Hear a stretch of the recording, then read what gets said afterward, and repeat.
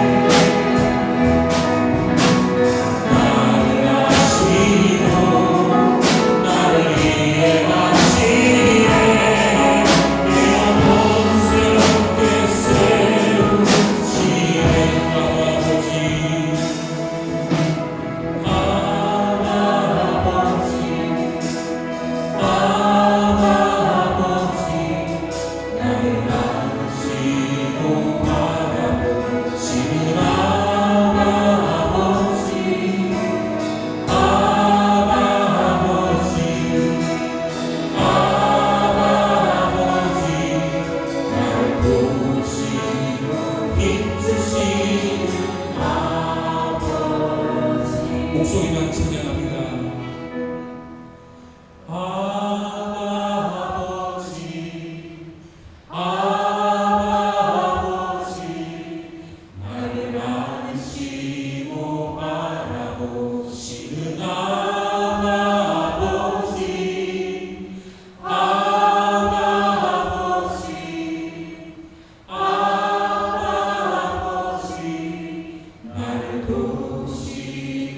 힘주시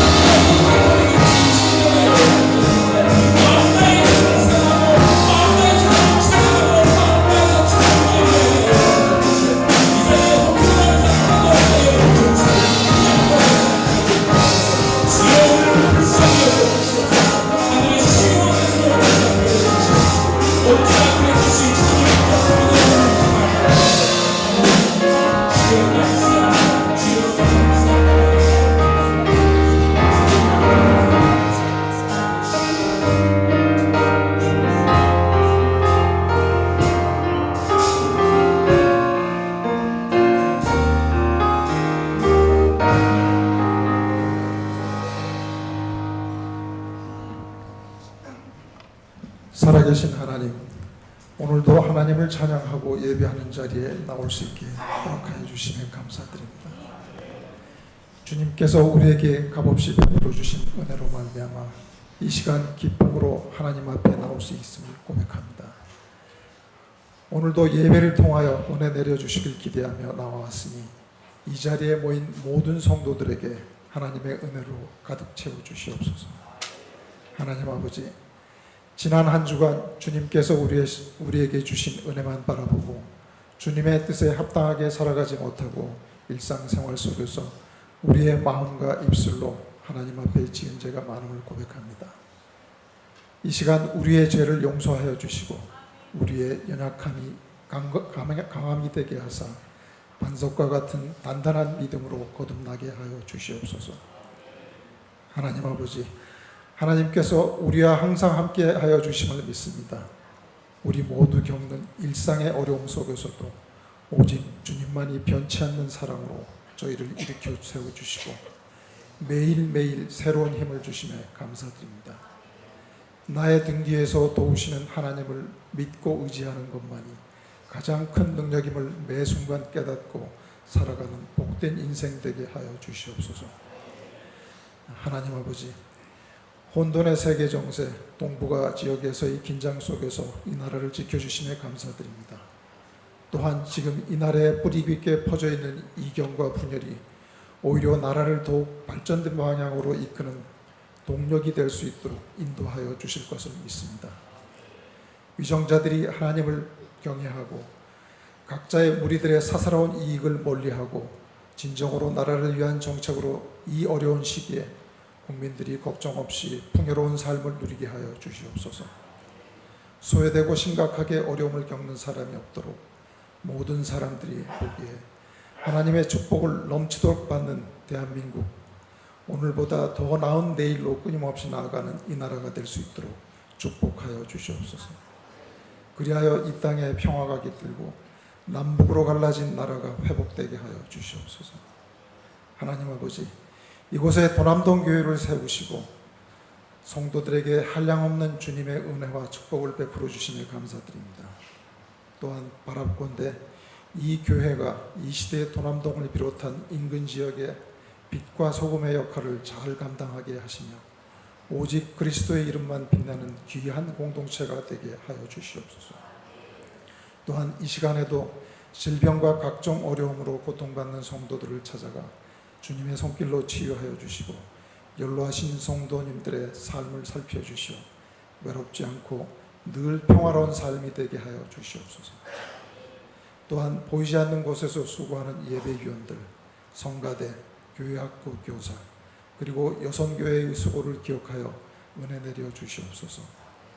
이 시간 예배를 드리는 모두 온 마음과 정성으로 예배하게 하시고 오늘 주님의 귀한 말씀 증거하시는 김동걸 목사님을 위하여 영육간의 강건함을 주시고 선포하시는 말씀 붙잡고 우리 성도들 모두 충만한 은혜로 한 주간 동안 승리하는 삶을 살게 하여 주시옵소서. 주님께 감사와 찬양과 영광 돌려드리며 우리 주 예수 그리스도의 이름으로 기도드렸습니다. 아멘. 하늘에 계신 우리 아버지여, 이름이 거룩히 여김을 받으시오며 나라가 임하시오며 뜻이 하늘에서 이루어진 것 같이 땅에서도 이루어지이다.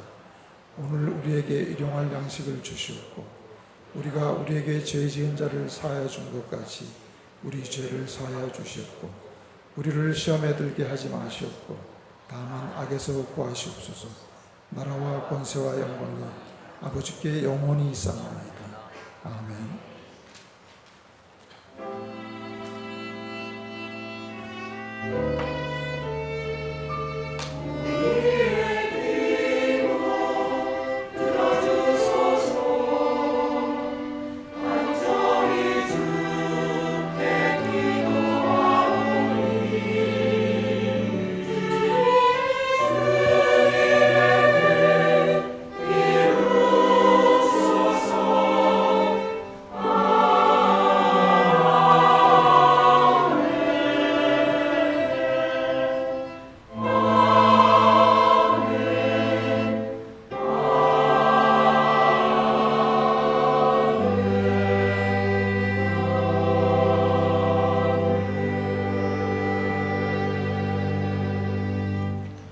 교회 소식 전해드리겠습니다. 우리 다음 주일은 기독교 교육진흥주일로 함께 기억하며 예배합니다. 오늘 오후 예배는 속힘의 남성교회 모임으로 대체합니다. 추석 합동 추도 예배 9월 24일 주일 오후 예배 시간에 합동 추도 시간을 가지려고 합니다. 함께 추도 예배를 드리시기 원하시는 분은 교육자실에 신청해 주시기를 바랍니다. 그리고 그날 오후 예배와 함께 진행하오니 성도님들도 예배에 함께 참여해 주시기 바랍니다. 사랑지역 모임 오늘 오후 1시 15분에 대예배실에서 있습니다. 이석회 및 남성교회 모임의 날 오늘 점심 식사 후에 있습니다.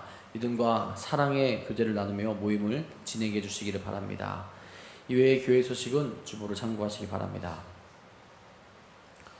오늘 이 시간 우리에게 주신 하나님의 말씀은 요한 3서 1장 1절부터 6절까지의 말씀입니다. 페이지는 신약성경 396페이지에 있습니다. 다 함께 일어나셔서 오늘 우리에게 주신 하나님의 말씀 한 목소리로 받들어 읽도록 하겠습니다. 장로인 나는 사랑하는 가이요 곧 내가 참으로 사랑하는 자에게 편지하노라. 사랑하는 자여 내 영혼이 잘됨같이 내가 범사에 잘되고 강건하기를 내가 간구하노라. 형제들이 와서 내게 있는 진리를 증언하되 내가 진리 안에서 행한다 하니 내가 심히 기뻐하노라. 내가 내 자녀들이 진리 안에서 행한다 함을 듣는 것보다 더 기쁜 일이 없도다. 사랑하는 자여 내가 무엇이든지 형제 곧 나그네 된 자들에게 행하는 것은 신실한 일이니 그들이 교회 앞에서 너의 사랑을 증언하였느니라. 내가 하나님께 합당하게 그들을 전송하면 좋으리로다. 아멘.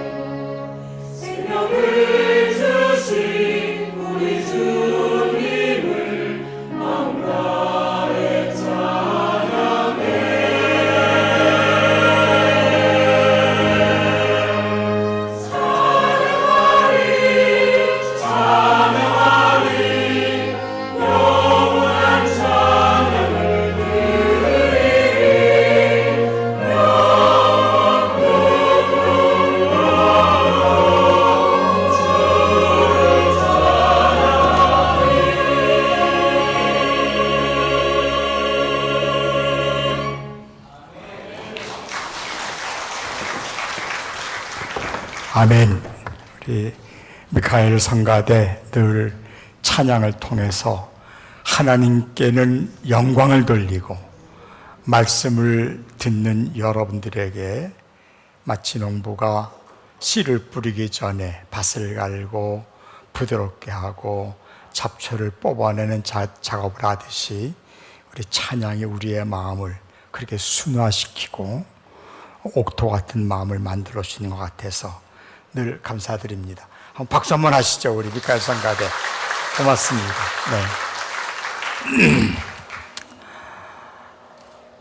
제가 현직에 있을 때 어버이 주일 때 여러분들에게 몇 번 정도 얘기한 이야기입니다. 자녀들에게 좋은 추억을 남기십시오. 부모님은 일찍 돌아가시죠. 자녀들이 모여서 드론드론 얘기하는 시간이 많을 거예요. 그럴 때 자녀들이 부모된 여러분들에게 관한 지나간 이야기들을 재미있게 때로는 감동적으로 얘기할 수 있는 추억을 남겨놓으십시오. 그러니까 한 개인과 가정의 얘기만은 아니고 교회도 마찬가지입니다.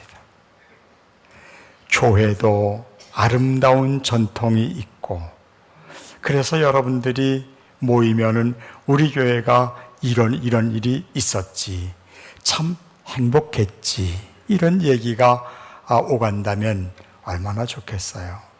우리 교회의 좋은 전통 중에 하나는 저도 많은 배려를 받았습니다마는 목회자에게 일정한 기간 여유와 시간을 드리는 겁니다. 우리 담임 목사 내외가 주일은 5번 빠지지만 주간은 6주간 한 달 보름 정도의 시간으로 안식월을 갖게 됐습니다. 우리 장로님들과 성도 여러분들이 기쁜 마음으로 잘 이렇게 드려서 우리 교회의 좋은 전통이 이렇게 이어져 나가고 있구나 하는 마음이 있습니다. 오늘은 제가 요한 3서에 관한 말씀을 드리려고 합니다. 요한 3서는 한 장으로 되어 있습니다. 우리 성경에 보면 한 장으로 된 성경이 몇 개 있습니다. 신약을 말하면 요한 2서, 요한 3서, 유다서, 빌레몬서. 구약에는 오직 하나, 오바댜서 한 장밖에 없습니다. 근데 그 중에서 가장 많은 사람에게 사랑받는 책이 뭐냐? 그렇게 묻는다면 요한 3서다. 그렇게 말할 수가 있을 것입니다. 요한 3서 안에는 4사람이 등장합니다. 그 4사람에 관한 이해를 하면 요한 3서가 이런 책이구나 하는 것을 쉽게 여러분들이 알게 되실 거예요. 첫 번째로 등장하는 사람이 사도 요한, 이 요한 3서를 기록한 사람입니다. 사도 요한은 요한 3서만이 아니라 요한 2서도, 요한 1서도, 요한복음도, 성경 맨 마지막 책인 요한계시록까지. 제가 한번 어저께 페이지 수를 세어봤어요. 그러니까 요한이 기록한 그 모든 책의 페이지가 75페이지더라고요. 제가 갖고 있는 성경책이. 그러면 신약 전체가 450페이지쯤 되니까 신약 성경 전체 분량의 한 6분의 1 정도의 분량을 사도 요한이 성령의 감동을 받아서 기록을 했다 하는 얘기입니다. 저는 이 사도 요한을 사랑하고 존경합니다. 정말 저는 사도 요한이 좋습니다. 저는 요한복음을 너무 좋아합니다. 요한복음은 저에게 영적인 신선하고 매력있고 녹용 같은 힘을 주는 부분이 바로 요한복음입니다. 저는 요한복음을 볼 때가 의외로 많습니다. 요한이 쓴 예수님의 생애, 유난히 영적입니다. 생명이 있고 능력이 있습니다. 자, 요한 어떤 사람일까요? 첫 번째로 요한은 인간의 변화가 무엇인지를 우리에게 보여주는 그런 사람입니다. 사도 요한은 극적인 변화를 경험한 사람입니다. 극적인 변화라고 하는 것은 순간적으로 났다 그런 말이 아니고 도저히 있을 수 없는 변화를 경험했다 그런 뜻입니다. 사도 요한이 예수님과 함께 있을 때는 제일 젊었고 얼굴도 예쁘장했습니다. 레오나르도 다빈치가 그린 예수님의 마지막 성만찬 그림 보면은 예수님 옆에 꼭 여자처럼 생긴 제자가 있습니다. 그 사람이 사도 요한입니다. 그런데 생김새하고는 달리 요한은 굉장히 성격이 급하고 난폭한 면까지 있었던 사람입니다. 여러분, 이 마가복음 3장이나 누가복음 9장을 보면은 이 요한의 성격이 등장합니다. 예수님이 사마리아 지방으로 가려고 그러실 때 사마리아 사람들이 거부를 합니다. 점잖게 말해서 거부입니다. 그때 요한과 형제 야고보가 이렇게 말합니다. 하늘로부터 불이 내려서 저를 다 멸하면 좋겠습니다. 야, 하늘에서 불이 떨어지는 건 벼락이지요. 그래서 그때부터 예수님이 보아너게, 이게 벼락, 우레라는 말인데 보아너게, 즉 우레의 아들이라는 별명을 붙여주었습니다. 그런데 요한은 예수님과 함께하고 예수님의 심장에 고동소리를 들을 정도로 예수님의 사랑을 많이 받으면서 사랑의 사람이 됩니다. 요한 3서를 기도할 때 사도 요한은 아마 80 넘어 90을 전후한 연세가 됐을 것이에요. 근데 벌써 이미 그때 사도 요한은 사람들이 보기만 해도 머리를 숙입니다. 막 강도가 사도 요한을 보고 괜히 머리를 숙이고 사람이 달라집니다. 기록에서 나오는 얘기들입니다. 사도 요한이 쓴 요한일서 4장 같은 데 보면은 사랑하는 자들아, 우리가 서로 사랑하자. 사랑하는 자마다 하나님을 알고 사랑하지 아니하는 자는 하나님을 알지 못하나니, 하나님을 사랑한다고 하면서 형제를 미워하는 자는 거짓말하는 자니, 그런 말씀까지 있습니다. 참 사도 요한은 극적인 변화를 우리에게 보여줍니다. 여러분, 인문학이라고 하는 거 많이 들었죠? 매력 있습니다. 아주 예술이 있고 정서가 있고, 요새는 뭐 인문학이 과학과도 융합을 하고, 인문학 정말 멋있습니다. 저도 그 책을 좋아하긴 합니다. 그러나 인문학은 그들이 해결할 수 없는 한계가 있습니다. 여러 가지가 있습니다. 그 중에 두 가지만 말씀드리면, 하나님의 존재에 대해서 인문학은 전혀 침묵할 수밖에 없습니다. 또 하나는 인간은 어떻게 변할 수 있느냐, 이 부분에 대해서도 인문학은 아주 소견이 좁습니다. 사도 요한, 예수님의 사랑과 생명을 통해서 변화된 아주 모범적인 사람이지요. 두 번째로 사도 요한은 어떤 사람이냐? 예수님의 12제자, 그러니까 가룟 유다가 탈락하고 마띠아가 들어와서 12제자가 됐는데, 12제자 중에서 유일하게 사도 요한만 순교하지를 않았습니다. 11명은 다 순교당했습니다. 그러면 사도 요한이 순교의 자리를 피했을까요? 기록에 의하면은 사도 요한은 순교의 자리까지 갔었습니다. 그러나 사형을 집행하는 사람들이 감히 사도 요한을 죽일 수가 없었습니다. 그 얼굴에서 풍기는 그 인자함과 사랑과 영적인 깊이에 압도를 당하고 다시 돌려보냈던 그런 일도 있었다 그러지요. 여러분, 이 사도 요한, 이렇게 순교 자리를 이렇게 피한 것은 사실은 예수님의 계획이 있었습니다. 요한복음 21장에 보면 예수님과 베드로의 대화가 소개됩니다.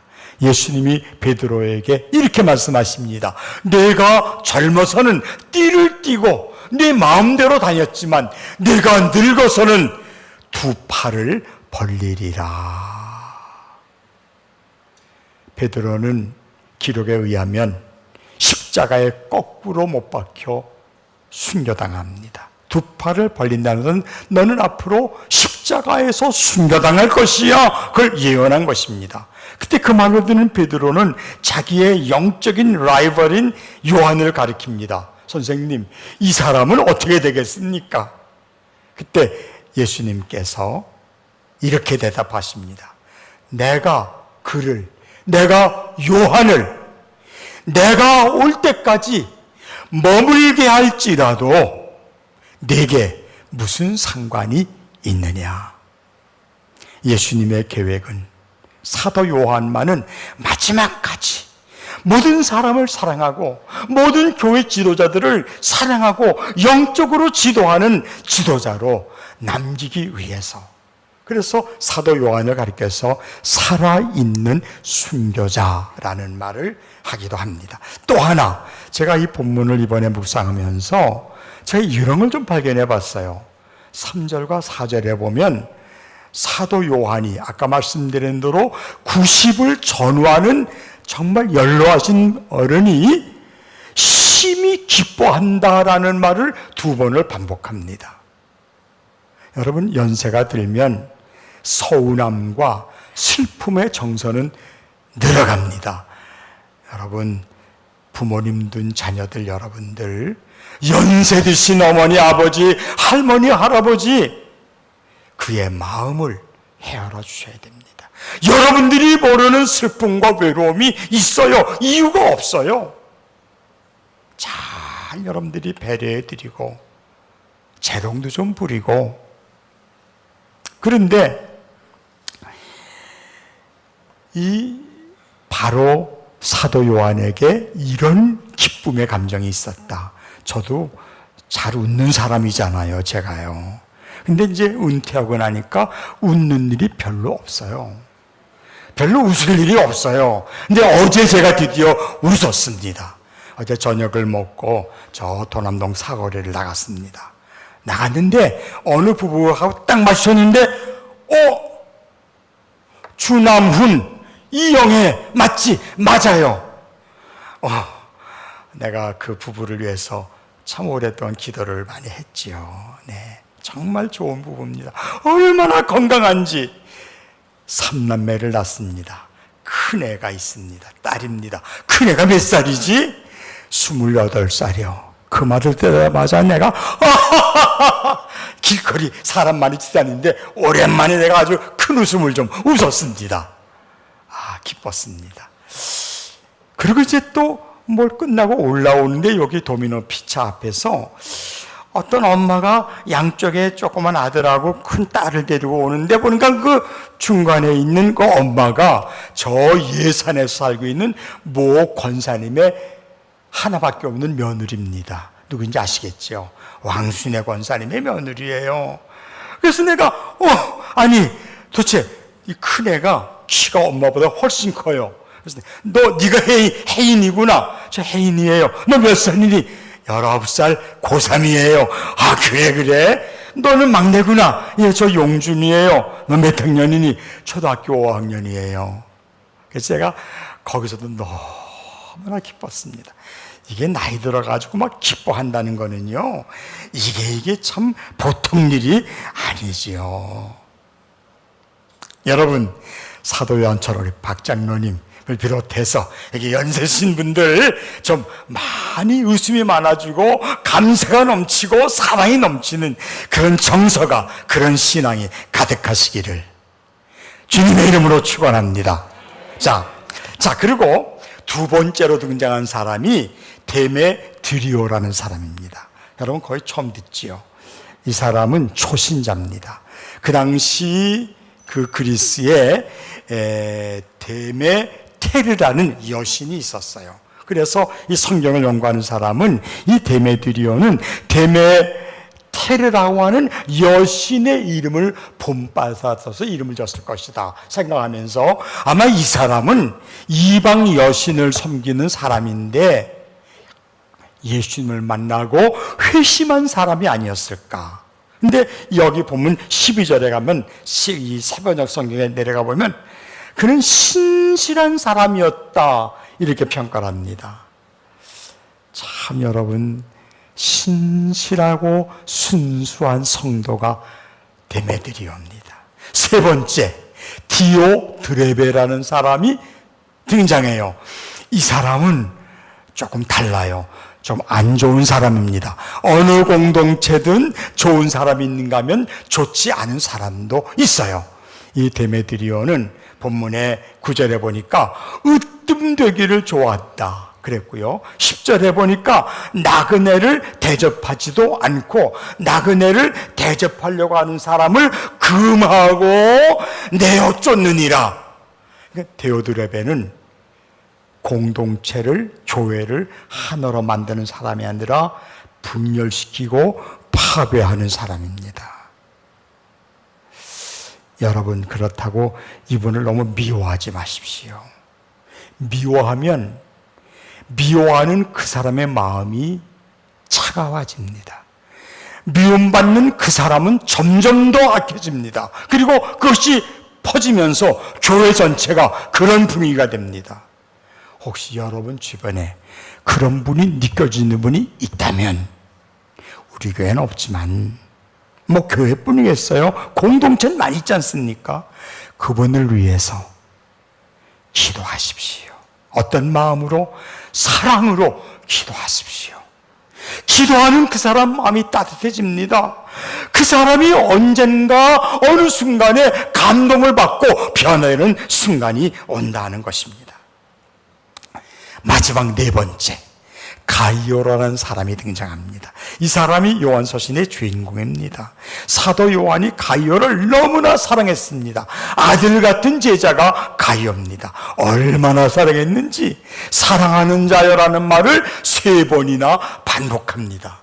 그러면서 우리가 잘 아는 말씀을 드디어 가이오에게 말합니다. 사랑하는 자여, 내 영혼이 잘됨같이 범사가 잘되고 강건하기를 내가 간구하노라. 이 말씀 때문에 요한 3서가 유명해졌습니다. 이 말씀 붙들고 그 당시 여의도에서 개척한 어느 목사님이 이 말씀 붙들고 열심히 목회해서 세계 제1의 교회를 만들었습니다. 그때 그 목사님은 이 말씀을 가리켜서 삼박자 축복이다 그랬습니다. 딱딱딱 아주 분명합니다. 영혼이 잘되면 범사도 잘되고 건강해집니다. 70년대 80년대 우리나라 굉장히 어려운 시절입니다. 이 말씀이 쏙쏙 들어와서 사람들이 몰려들었습니다. 그러나 여러분, 이 말씀을 그렇게 해석하면 안 됩니다. 사실 그 목사님이 80년대 끝나고 90년대 들어서면서 삼박자 축복이 거의 사라졌습니다. 그리고 인간 심리를 이해하고 치유하는 그런 치유 설교 쪽으로 많이 달라진 것을 우리가 다 경험하고 있습니다. 여러분, 영혼이 잘 되면은 모든 게 잘 되고 건강해진다고 하는 것은 틀린 말은 절대로 아닙니다. 저도 그렇게 되기를 여러분이 기도하고 있습니다. 우리 성도들 이렇게 좀 해주세요. 저들 기도합니다. 그런데 이게 마치 공식처럼 100% 믿음이 좋으면 다 잘 된다, 이건 아닙니다. 제가 목회를 하면서 참 가슴 아픈 일이 지금도 많이 있었습니다. 네. 정말 믿음 좋은 사람이에요. 기도도 많이 합니다. 헌신도 많이 합니다. 그런데 60도 안 된 나이인데 무서운 병에 걸려서 도저히 치유가 안 되는 병입니다. 이 세상을 떠납니다. 그렇게 기도 많이 하고 헌신 많이 하는데 왜 그렇게 하는 일마다 안 되는지, 자식은 왜 이렇게 속을 썩이는지, 그런 분을 보면 제가 더 가슴이 더 아픕니다.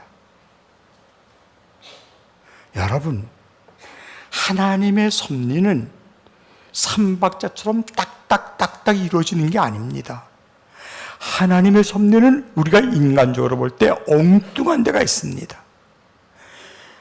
안 되는 것 같은데 그것이 마지막에 굉장히 놀라운 사실로 변화됩니다.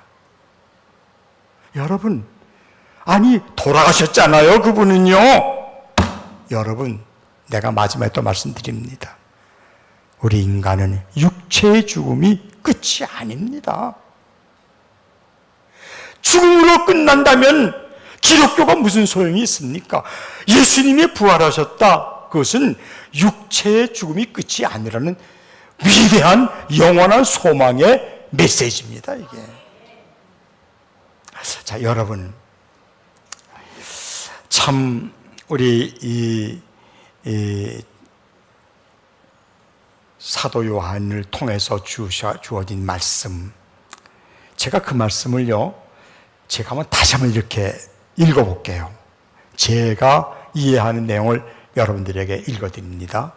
사랑하는 가이요, 내가 너를 볼 때 내 영혼, 내 믿음은 최고야, 베스트야.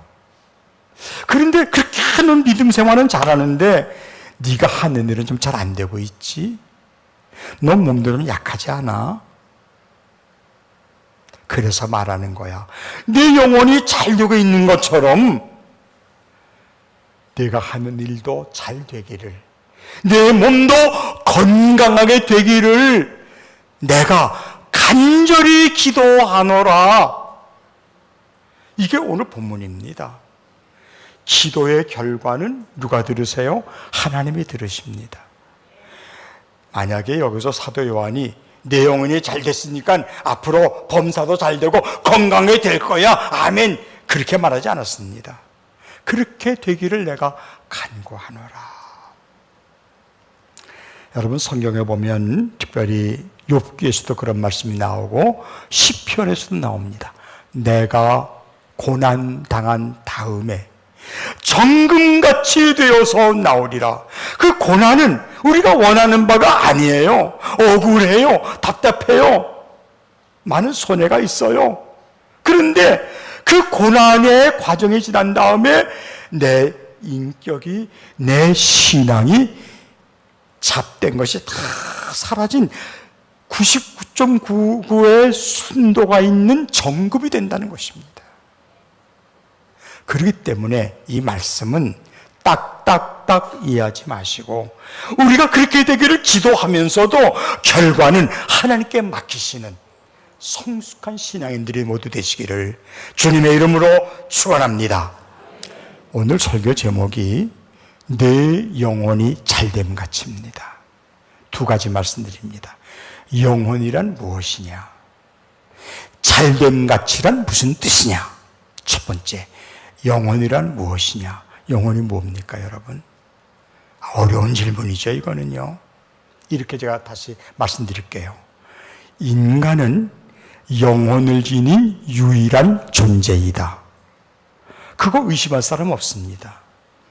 인간만이 영혼을 가지고 있습니다. 창세기 2장에 보면 하나님이 모든 만물을 말씀으로 창조하셨어요. 그런데 인간을 만들 때 이렇게 돼 있어요. 하나님이 땅의 흙을 가지고 우리 사람을 지으셨고, 땅의 흙으로 사람을 지으시고, 이 지은다는 말의 그 원래 의미가 토기장이 비유해서 토기장이가 흙을 빚어서 토기를 만드는 것처럼 바로 그 단어와 똑같습니다. 하나님이 흙을 빚어서 인간의 육체를 만드셨어요. 근데 거기서 끝났으면 우리는 일반 동물과 똑같을 것입니다. 그 다음이 중요합니다. 코에 생기를 불어넣으시니 생명, 살아있는 영, 영혼을 지닌 존재가 되었다는 것입니다. 인간만이 육체와 영혼을 지닌 신비한 존재다 라고 하는 것입니다. 여러분, 우리 인간이 갖고 있는 이 신비함, 이건 참 쉽게 우리가 말하기가 어려운 그런 일입니다. 여러분, 죽음이라는 게 뭘까요? 죽음은 육체로부터 영혼이 떠나가는, 그래서 육체와 영혼이 분리되는 것을 죽음이라 그렇게 성경은 말합니다. 요한복음 19장에 보면 예수님께서 십자가상에서 7마디 말씀을 다 하시고 맨 마지막에 이렇게 돼 있어요. 신포도주를 마시고 다 이루었다 하시고 고개를 숙이시니 영혼이 떠나가니라. 예수님의 육체는 죽은 몸이 되는 것이지요. 그러나 영혼은 떠나간다는 것입니다. 육체와 영혼의 분리가 바로 죽음이라는 것입니다. 사도 바울도 똑같은 말을 했습니다. 내가 관자와 같이 부음이 되고 내가 떠날 기약이 가까웠도다. 떠난다. 여러분, 우리 인간은 육체의 죽음으로 끝나는 존재가 절대로 아니라는 것입니다. 그런데 여러분, 영혼이라는 말은 이렇게 해도 조금 이해가 좀 모호해지지 않을까요? 제가 에베소 3장에 있는 말씀을 하나 소개해 드리려고 합니다. 에베소 3장에 보면 사도 바울이 이렇게 말합니다. 그의 영광의 풍성함을 따라 내 속사람이 강건해지기를 내가 기도한다. 여러분, 하나님의 영광과 은혜 가운데 우리의 속사람이 건강해진다. 이 속사람 이퀄 영혼입니다. 속사람은 우리의 믿음 생활을 가리킵니다. 우리의 교회 생활을 가리킵니다. 믿음으로 한해된 가정 생활을 가리키는 것입니다. 이제는 영혼이라는 말을 좀 더 이해할 수 있겠지요. 우리가 영혼은 우리의 삶 속에서, 내 주변 속에서 얼마든지 발견할 수 있는 그런 주제들입니다. 여러분, 또 하나 잘됨 가치라는 말을 우리가 생각해야 됩니다. 잘됨 가치, 금방 이해가 되실 것 같지요? 그러나 이 잘됨 가치라는 말의 원래 뜻을 찾아가면 두 가지의 뜻이 있습니다. 하나는 똑바로 바르게라는 뜻이 있습니다. 아무리 열심히 읽고 기도를 많이 해도 성경을 올바로 해석 못하고 하나님의 뜻을 올바로 이해하지 못하고 내 중심으로 믿는 사람은 그는 바른 신앙이 아닙니다. 여러분, 사입이라는 말 들어보셨죠? 제가 어느 글을 보니까 공자께서 사입이에 대해서 정의를 내리셨어요. 그래서 내가 너무 흥미가 있어가지고 몇 가지 적어왔습니다. 들어보십시오. 그분은 뭐 오래된 분인데 사입이에 대해서 뭘 어떻게 말했을까? 첫째, 두루두루 통달하면서도 음흉한 것. 행실이 편벽되고 고집스러운 것. 분명히 거짓인데 그럴싸하게 보이는 것. 추자박이 이를 데 없는데 박식한 것. 그릇되게 사는데도 멋있게 보이는 것. 참난 공자님의 이 해석이 괜찮고, 내가 이걸 보면서 나도 좀 비슷한 데가 있는데, 그리고 내가 가슴이 뜨끔해졌습니다. 무슨 말인가 하면은 사입이만 잘못됐다는 게 아니라 여러분과 저도 사입이 적인 잘못된 신앙을 가질 수 있다는 사실을 우리가 깨달아야 된다는 말씀이에요. 자, 잘된 가치 두 번째. 이건 제가 좀 더 의역해서 설명하겠습니다. 여러분, 사랑하는 사람과 좋은 사람과 여행을 갔다 와 보십시오. 얼마나 좋습니까? 여기 어떤 분은 그냥 저 멀리 지방에 아들 만나고 오면 그냥 얼굴에 확 피는 권사님 한 분 계세요. 얼마나 좋아하는지 뭐 여행도 다니고 그런데요. 그런데 여러분, 어떻든 간에 사랑하는 사람과 여행을 같이 할 때 얼마나 좋습니까? 이게 잘 된다는 말은 그런 뜻입니다.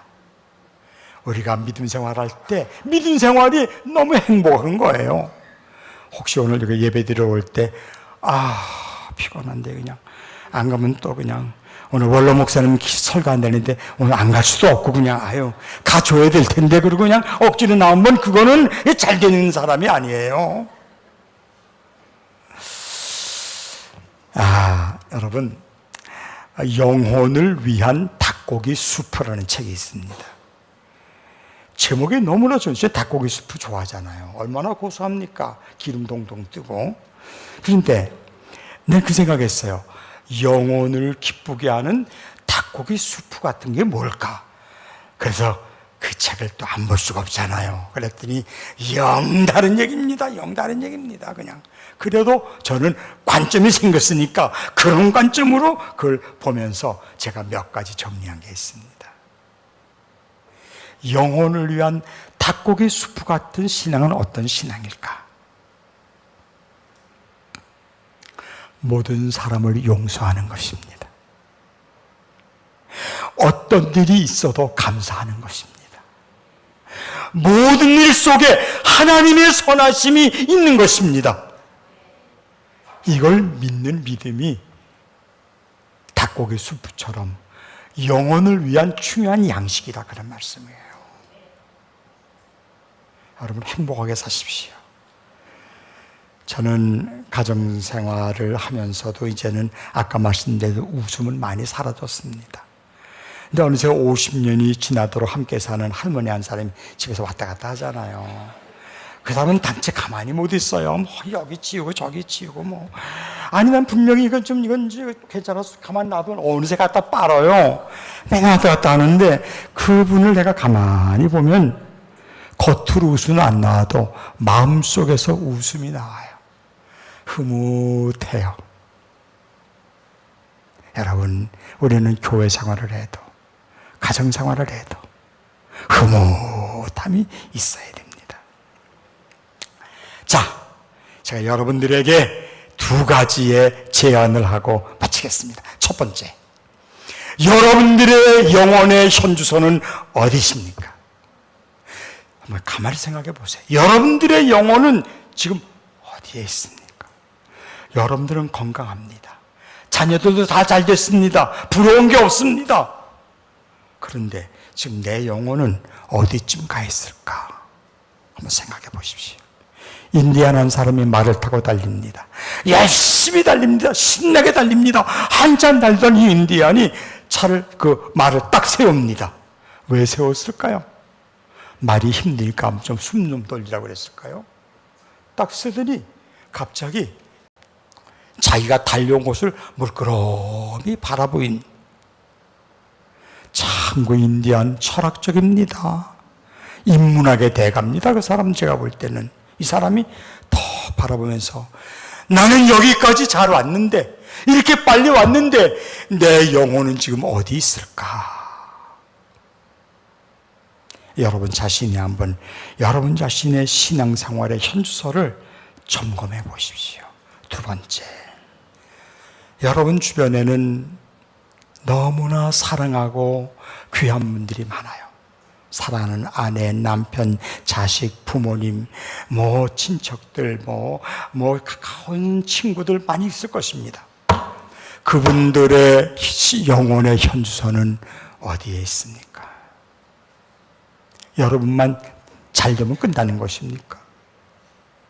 여러분과 동고동락을 했던 그분들의 영혼은 어떻게 되어 있냐 그 말입니다. 한번 생각해 보십시오.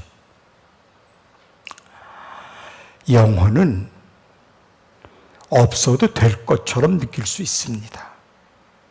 뭐 영혼이 없어도 우리 사는데 아무 지장 없는 것처럼 느끼지 않습니까, 여러분?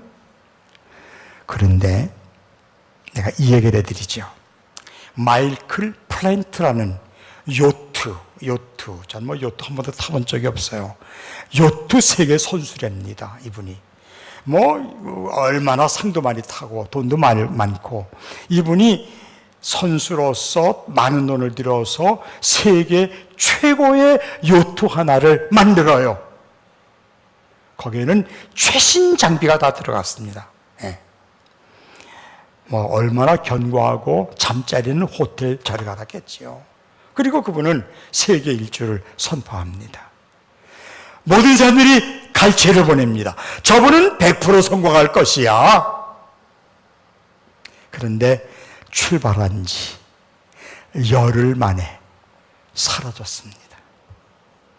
드디어 수색대가 출발했습니다. 저 포르투갈, 제가 어느 바다인지는 모르지만 포르투갈 바다에서, 그 육지에서 700km 떨어진 곳에 요트가 뒤집혀 있는 게 발견이 됐어요. 전문가들은 깜짝 놀랐습니다. 요트가 뒤집히다니. 요트는 뒤집힐 수가 없습니다. 그 밑바닥에 무거운 게 깔려 있습니다.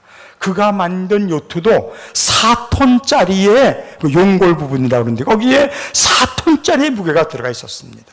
그는 아무리 뒤집혀도 스스로 다시 이렇게 제자리에 다시 서게 되어 있는 게 요트입니다. 근데 그 요트가 전복되어 있는 것입니다. 물론 마이클 플랜트의 종족은 찾을 수가 없었고요. 전문가들이 깊이 연구해본 결과 이분이 다른 거는 화려하게 잘했는데 용골 부분에 그 4톤짜리 이 부분은 설치는 했지만은 뭔가 안전성이 떨어지는, 아마 거기에서 어떤 풍랑과 어떤 바람이 있는지 모르지만은 그 떨어져 나와버린 것입니다. 그러니까 그 좋은 시설과 그 실력 있는 선수가 실종되고 배도 뒤집어 버리는 상황이 됐다. 여러분, 인생이 살아가는 게 만만한 거 아니에요. 우리 아람이고 시집까지 축하해요. 축하해요. 누구야? 성현이에요? 아니면 맞지? 그래.